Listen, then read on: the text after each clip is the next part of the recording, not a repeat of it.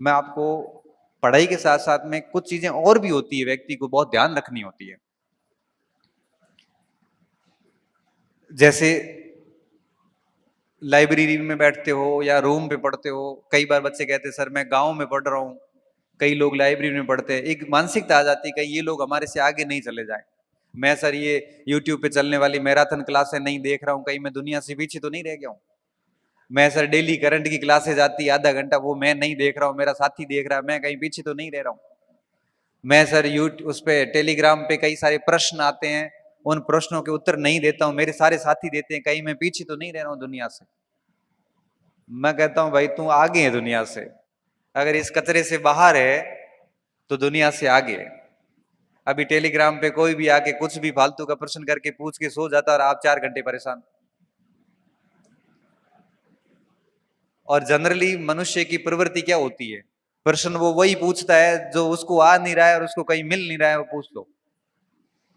बहुत टेढ़ा सा प्रश्न, बाल की खाल निकाल के वहां डाल देगा, जिसका परीक्षाओं से कोई लेना देना है नहीं। और हम उस प्रश्न को लेके परेशान है।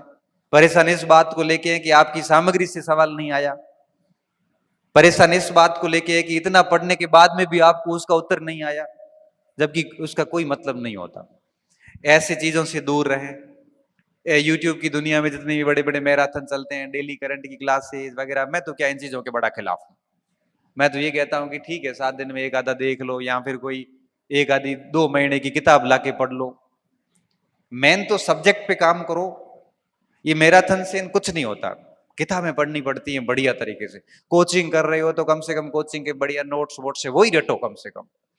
लेकिन इस यूट्यूब की, सोशल मीडिया की जो आभासी दुनिया है, ये आपका सिलेक्शन नहीं करवा सकती। ये मैं आपको लिख के दे सकता हूं। ठीक है कोई पॉइंट समझ में नहीं आया तो आप उसकी ओर जा सकते हैं। तो इस बात का भी ध्यान रखें। तो मैं क्या बोल रहा हूं, मैं कह रहा हूं कि आपके पास लिमिटेड टाइम, अच्छा ग्रुप अच्छे रखें, अपना सरल सरल जीवन रखें, फालतू समस्याएं नहीं पाड़ें आप, और साथ में लिमिटेड कंटेंट रखें, माइंड को एक्टिव रख के पढ़ें, और साथ में इस बात का ध्यान रखें कि इस आभासी दुनिया से दूर रहें। और मैं तो कई बार भी बोलता हूं, बच्चों को भी कहता हूं कि आपके पास जो मोबाइल है, सुबह पढ़ने बैठते हो, इसको कर दो फ्लाइट मोड पे, फ्लाइट मोड पे करके उल्टा रख के, और 3-4 घंटे आप पढ़ते हो, दबा के पढ़ लो, बढ़िया 4 घंटे पढ़ लिए सक्रिय दिमाग से, 2 घंटे 3 घंटे जितना भी हुआ, उसके बाद वापस एक बार मोबाइल खोल के देख लो, 5-7 मिनट खोल खुला के वापस उसको जब भी पढ़ने बैठते फिर फ्लाइट मोड पे डाल दो। ये जितना फ्लाइट मोड पे रहेगा ना, उतने आपके अंक बढ़ते जाएंगे, ये मेरी बात आप याद रखना।